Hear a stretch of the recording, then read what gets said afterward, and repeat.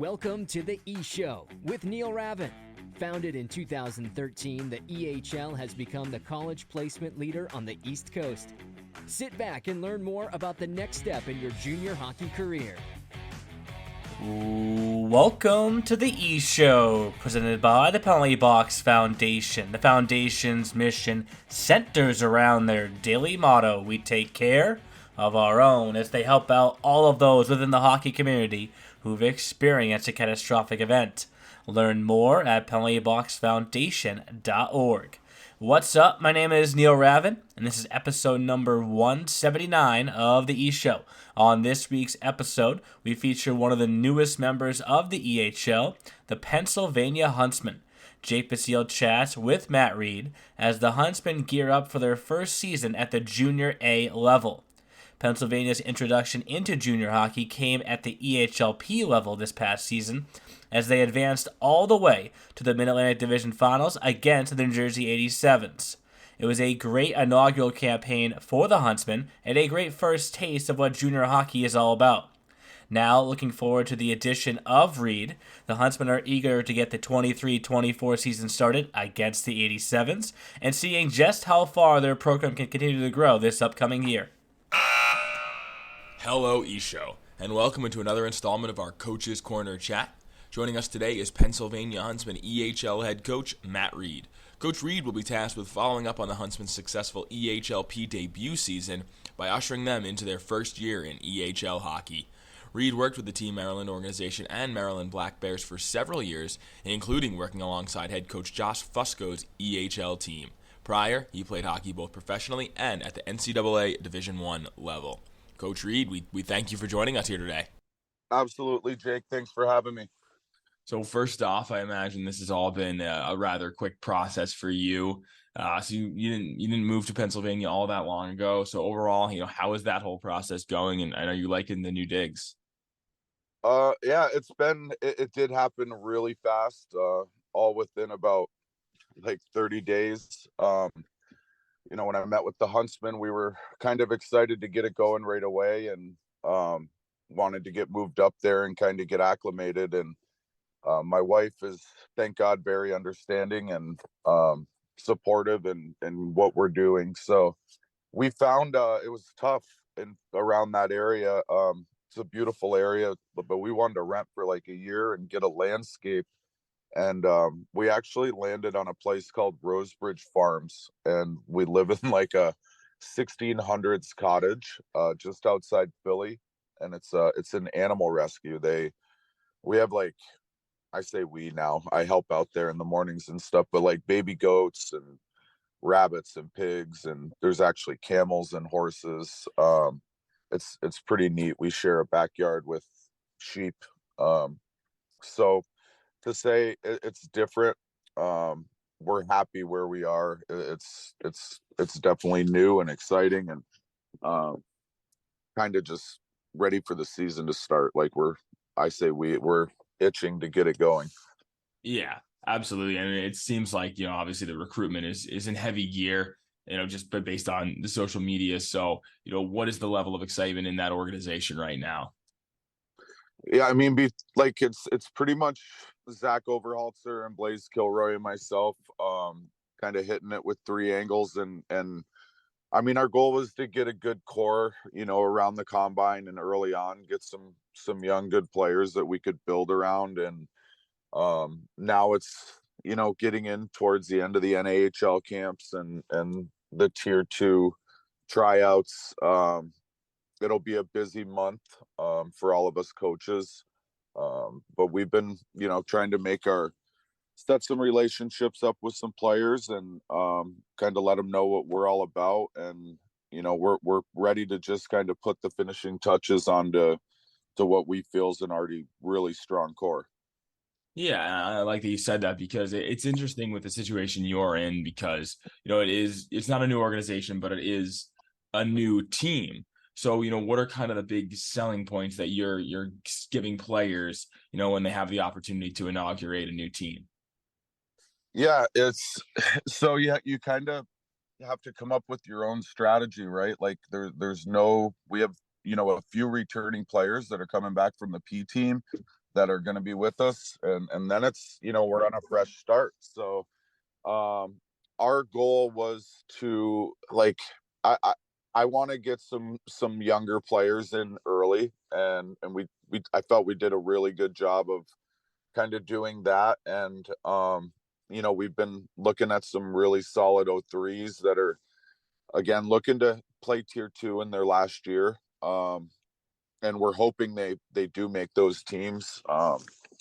Now it's, but our selling point to the guys were, like, we don't have a ton of older players like coming back that we have to promote. So, like, we need players that can come in and, if you played special teams last year, like, we're going to need you to come in and play special teams this year. Like, there's not a waiting line. There will be a good amount of in-house competition, but having a good young team with some older players that we can really promote to colleges, we think that's going to develop a really good culture for us.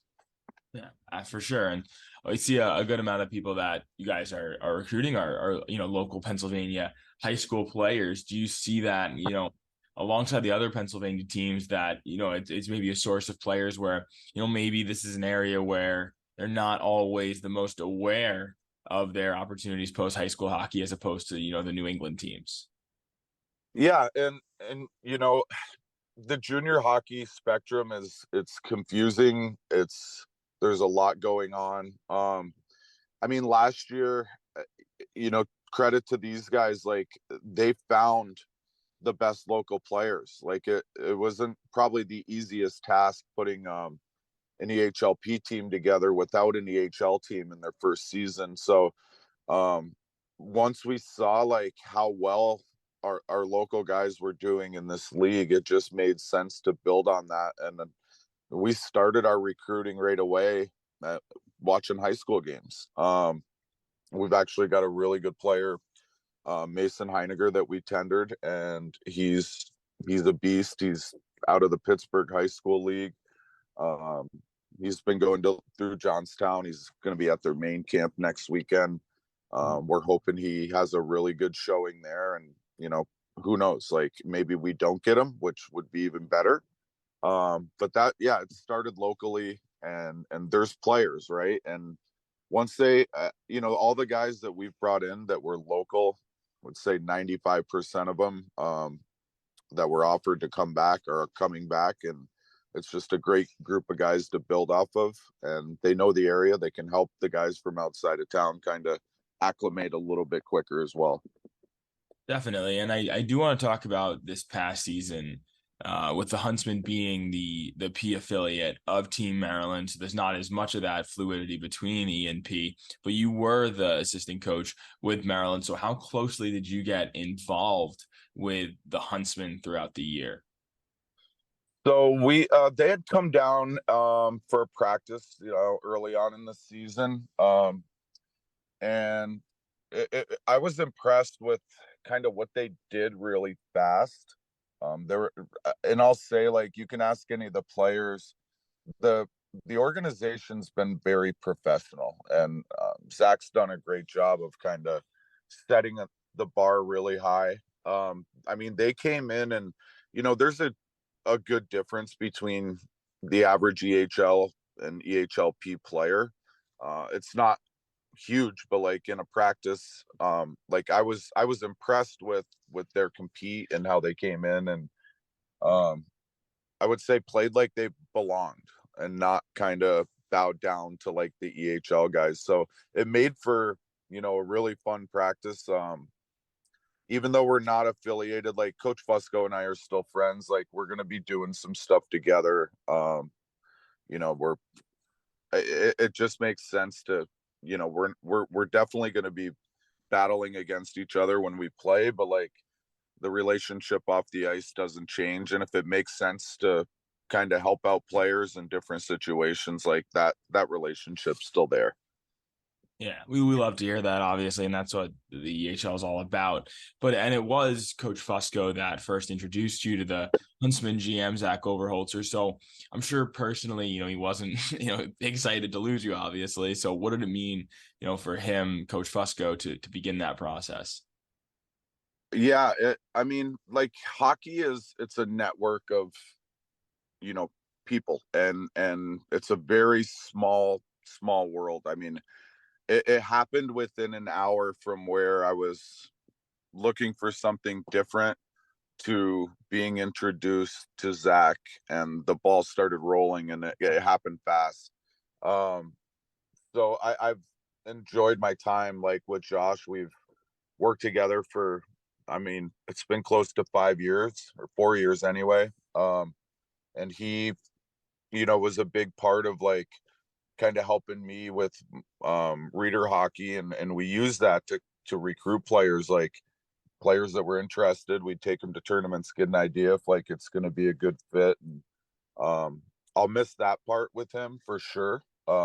We got to spend a good amount of time together in the spring and summer, and um, being 2 hours away, it's not what it was, but we still get a good chance to talk on the phone and discuss players and kind of how we're doing. And I don't see that changing.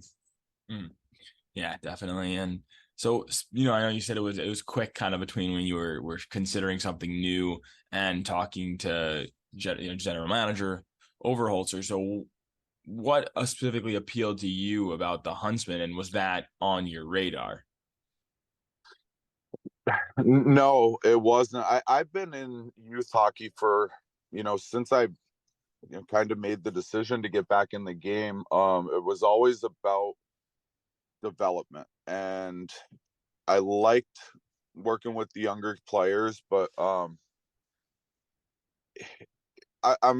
kind of into like challenging myself a little bit too. I mean, I surround myself. I've got a lot of college coaches that I'm friends with, and we do stuff together in the spring and summer. So I get a good idea of like, how they run their programs, and for me it was like, okay, I get a team for 4 5 days a week. We got 2 hours of ice a day. Like, this is good. This is what I've learned from so many good coaches. Like, now it's time to kind of make that jump to working with guys just a little bit older on a full-time basis. And um with the Huntsman, it was you have to kind of go with your gut and just what's right. At the time, I had numerous offers in the Maryland area, and even at like a assistant coaching stuff in a college level. And um the idea of, being close to where I was, we have a lot of good relationships and friends in Maryland, helped. And once I walked in and kind of saw what they were doing and saw the passion that, Zach and Blaze have towards what we're doing, it was kind of a natural fit. It felt right. And I made the decision mentally way before I committed to it.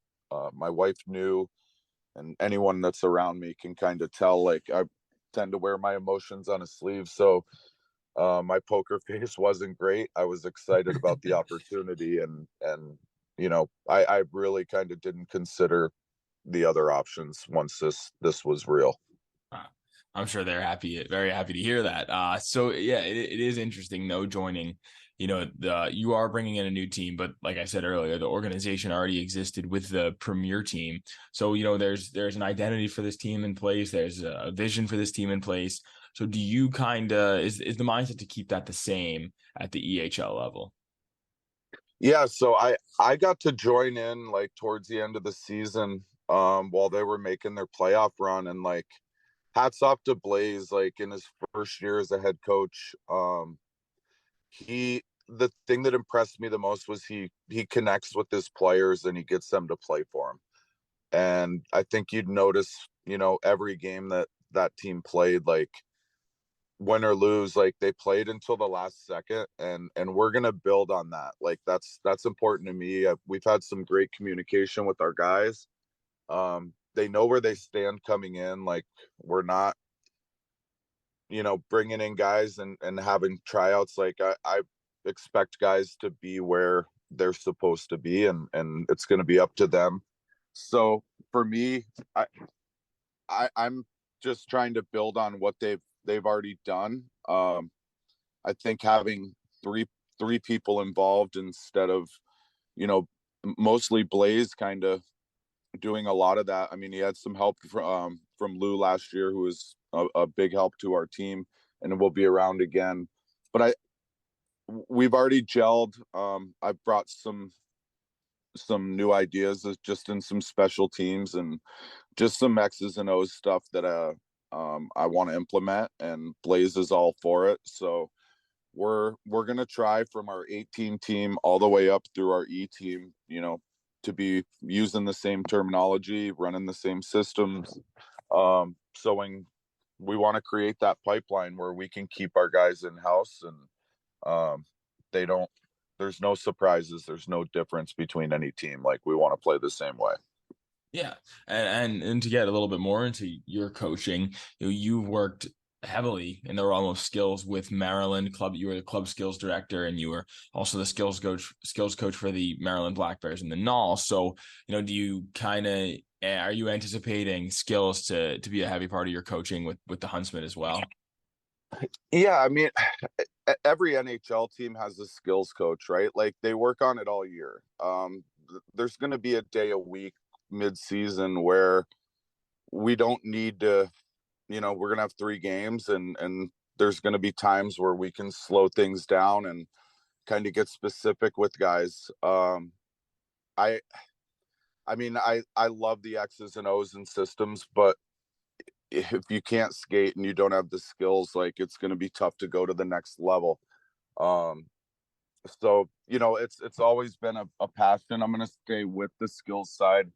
I actually got a really good opportunity in August. I'm going to be going up and working with the Clarkson men's and women's Division I teams for a couple days, and do a little skills session with the coach, head coach's son, Brian Jones, who works with us, and get back to my hometown and kind of work with some of the local players as well. So we do a lot of skills clinics with Reader Hockey. We'll be doing a bunch with the Huntsmen as well. And I think, Blaze was a defenseman. I was a forward. I mean, we can kind of situationally help guys and stuff that we've been through, and kind of, I think that's big for players, that we're going to have that time, having 2 teams and that much ice to kind of push the development side.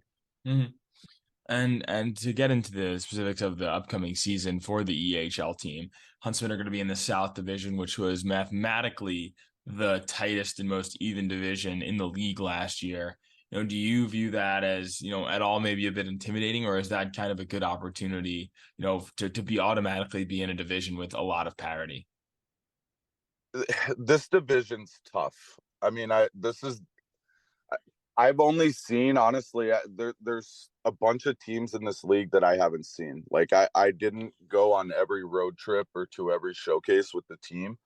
So I've seen the 87s, like, I feel like 100 times. But every team in this league in their own way is tough to play against, which for us, like, the amount of games you play, you want every game to have that meaning. So these are the teams that, if you want your team to be successful, these are the teams that you have to be able to beat. So, I mean, why not set the bar high and jump into a division that really doesn't have a weakness? There's no days off. And that's the mentality, we want to have here. And, starting in practice, like, we're going to be in tough games. We're going to have to play each other tough in practice. And I think it's going to be a good challenge for us in our first year to see where we stand, and against some of the best teams in the league. And speaking of jumping right into it, you guys jump into it with 5 divisional games to kick off the season, 4 of them versus the 2 other Philadelphia teams. So, just as a whole, do you like that? And part 2 to that question is, do you want your guys kind of getting emotionally involved in those divisional rivalries and even statewide rivalries early on in the season?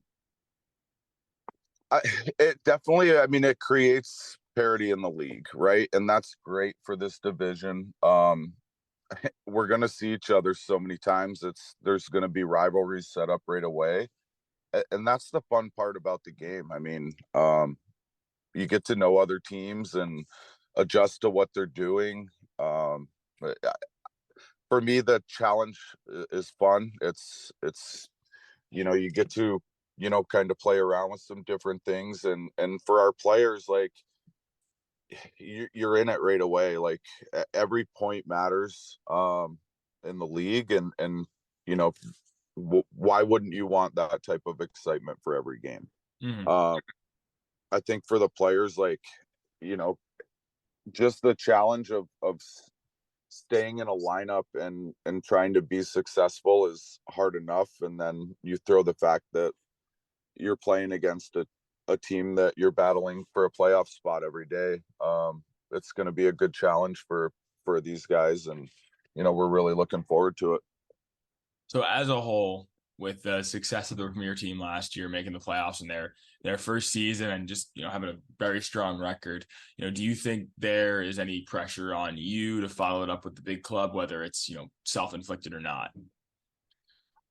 I haven't gotten any pressure from Zach or the owners.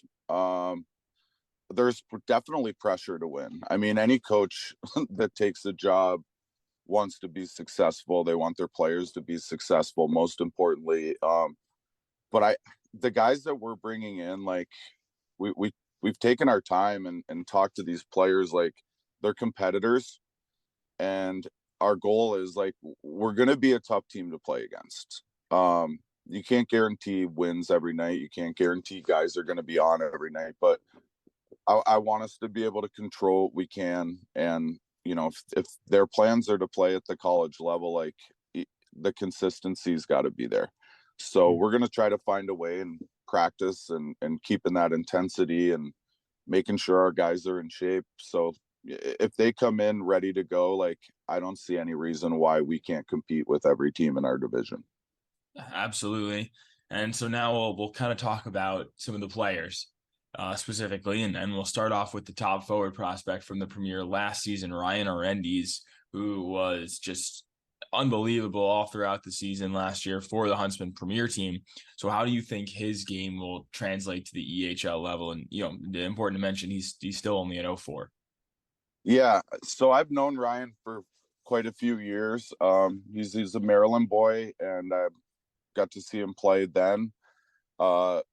His game's fun to watch. He's fast, he's explosive, he's got some grit to him.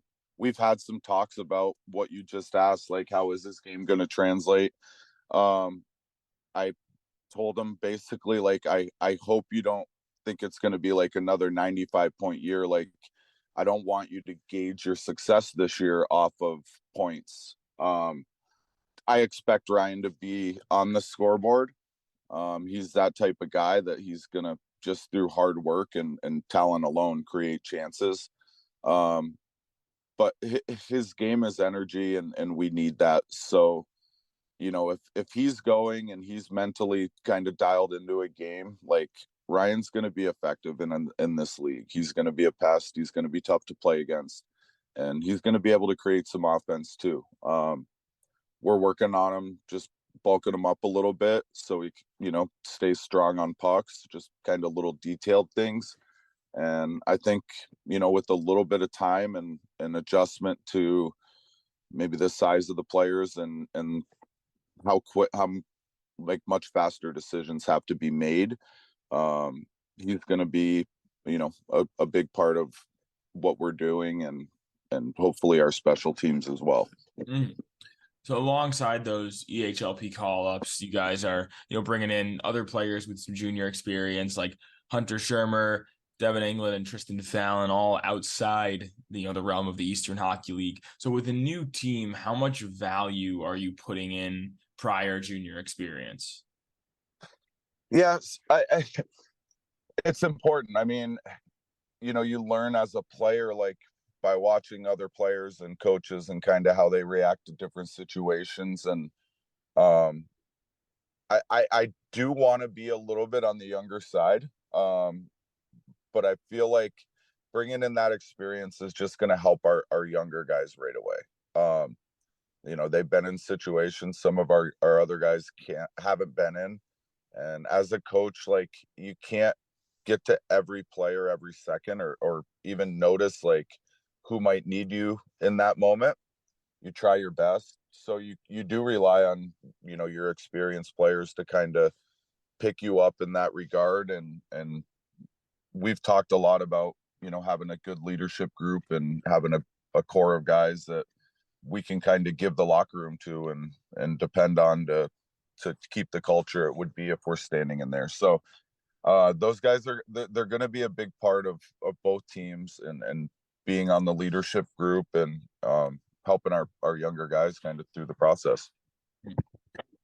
So Devin England, who I just mentioned, out of the USPHL, he played at the Walpole Combine with two other players that you guys are bringing in, two of Adirondacks' top scorers, and Damon Warren and Jordan Dickinson. So they all played at a line together at Walpole, and they were at lights out. So are you kind of thinking maybe that's something that'll work this upcoming year? Or is it just too early for that?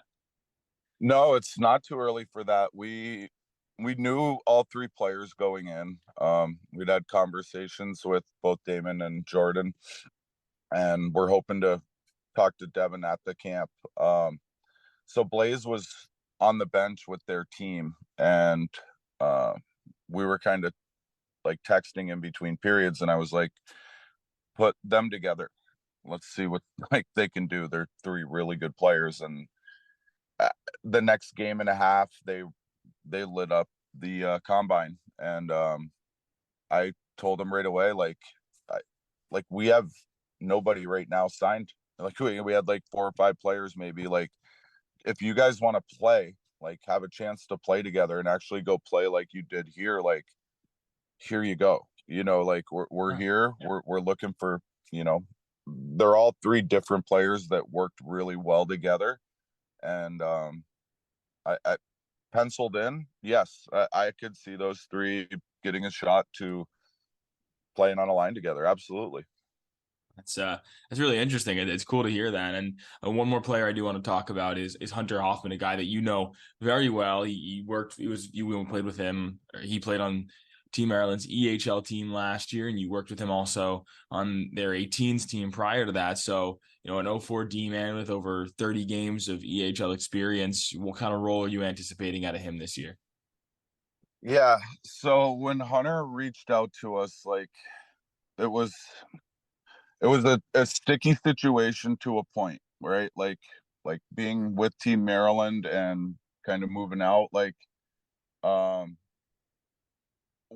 once that was settled and everything was good to move forward. Like I've known Hunter since I moved to Maryland, started working with them off and on for like the last 5 years, and great kid. He's easily going to be one of, in our leadership group. He was a leader in Maryland last year. He's not the like most vocal guy. He's not going to come in a locker room and demand everything, but he's a leader by example.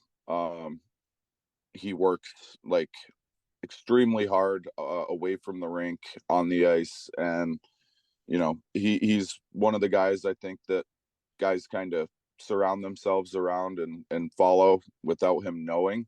So we see Hunter kind of running our blue line and helping our younger defensemen kind of through the process, and he knows the way that I like our D to play, which is kind of up and aggressive and in the play, not sitting back. So it's not going to be any bit of adjustment for him. It might be for a couple other D, but having him back there will help us a ton, just in kind of our expectations and how we want our D to play.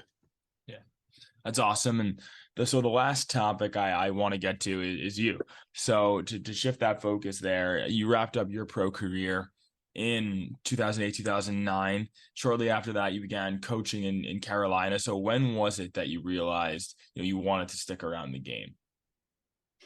Yeah, so I think every player, when you can call it retire or stop playing, like I had like probably 2, maybe 3 years where I like had some regrets looking back on like my personal career and some choices, and I was beating myself up quite a bit. And a good friend of mine in Charleston, Scott Brown, asked me if I would just coach a high school team, which in South Carolina, it's not the hockey hub of the US, but I got back into it, and within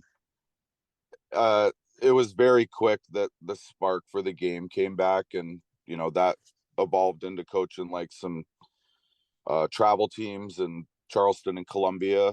I did that for a couple years, and a good friend of mine, Sean Grant in Maryland, reached out when that opportunity arose, and we didn't really look back from there. It's been fun. I mean, in the spring and summers, I get to kind of do my own thing and work with some really good coaches from the NHL down to Division I, Division III, and it just made sense to kind of like most of the reason, like I say, like I had a pretty good pro career, but for me it was not. My decisions were off ice and stuff like that. So I feel like not only as a coach, but just like a lot of these kids are going through some things, some mental health stuff these days is big. And I definitely went through it as a player, and I had some coaches that helped me and recognized it. And I still to this day, like last night we had a practice at Providence College, thanks to Ron Rolston, he was one of the coaches who, like, if I could have an impact on a kid like he had on me, then we're in this for the right reasons. Absolutely. And there are some, I want to talk about some of the other coaches that you've been, you had in your career. You said NHL level, like Bruce Boudreau, Jack Capuano, and Jared Bednar. So, what are some of the kind of lessons that you picked up from that level of coaching? So you don't really notice it that much at the time as a player. It's kind of like life lessons, I've just as a coach been in, you find yourself in situations where players are hurt, you're down 2 men, it's chaos, and you kind of think back to, like, okay, I've been here as a player, what did our coach do, did it work, right? And all those coaches you named, like, they all teach similar things, right? Like, nobody's reinventing the wheel. It's getting your players to kind of believe in what you're teaching and why the process is going to work for everybody. And those guys, I mean, they're successful for a reason. They're all prepared. They're all, like, very good at communicating, and it's hard to find something bad to say. Like, every player can blame a coach for something, or when all's said and done, like, have mixed feelings. But when you have good coaches like that, it it changes, not just, it changes kind of your life and the way you think and how you want to pass that on. And every single one of those guys that you named, like, it's it was just a kind of a blessing to be able to be a part of what they had going on, and still be able to keep in touch with them to this day. For sure. And the last element of your coaching I want to talk about is this season. So Reader Hockey, you're working during the summer despite this heavy off season with the Huntsmen. So can you tell us, what you try to accomplish with Reader Hockey in this off season time period, and how it can kind of open up some opportunities in an area where players can be overlooked?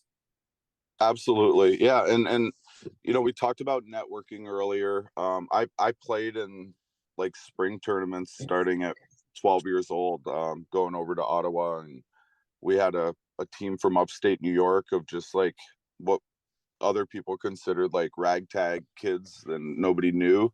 And we used to go in and like have success at these tournaments. But all of those, like, as I continued in my career, through college and pro, like, coaches use players to recruit, right? Like, Yeah. so I ended up,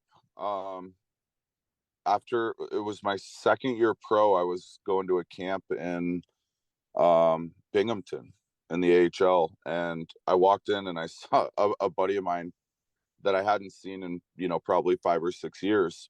He went to UMass Lowell, and I went to Clarkson. And anyway, neither of us made that team, and he was looking for a place to play. And I called my coach and I'm like, you want this guy, like he's a beast. And he ended up playing, 4 or 5 years there. So that was why I started Reader Hockey. Was I have a ton of friends that have, younger kids that are good hockey players, and, the networking, meeting new players, getting to play with players on your level.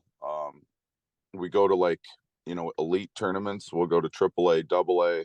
We try to cater and get kids where, they're being challenged in the spring and summer.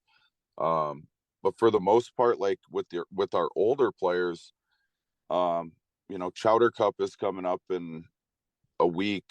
Like, I know I would assume almost every EHL coach is going to be there, right? Like, this is the time of year where there's going to be guys that are really good hockey players, but like, you can't get everything right. You can't, like, there's going to be NA guys that didn't make NA teams that probably should have, but it's a numbers game. And we use Reader Hockey to like expose players to other teams that maybe aren't a fit for us, higher levels, different levels. And we also at these tournaments are recruiting for the Huntsmen as well. So our younger teams now, like I hired a guy, Brian Jones, and he's a younger guy. He's been, now actively recruiting. Like, we've got 6 or 7 national camp kids on our 08 team coming up. And, it's been a fun process, and we've gotten to help some players get into some winter programs that, they wouldn't have been able to kind of be seen by. So we're enjoying that side, and we'll continue to use it to help the Huntsmen and kind of help develop and promote our local guys as well. Yeah, that's what it's all about. And yeah, that's great to hear. So, Coach, we want to thank you for taking the time to join us on the E-Show today. And, we can't wait to see what the Huntsman EHL team brings us next year. So good luck with all of that. All right. Our next interview, you better have a nice suit on. I'm looking forward to it. You got it for sure. Thanks, first showcase. You can bet on it. Looking forward to it. Thanks for listening to the E-Show. Learn more at easternhockeyleague.org and follow us on Facebook, Twitter, Instagram, and YouTube. Also, be sure to subscribe and get notified when next week's podcast is released.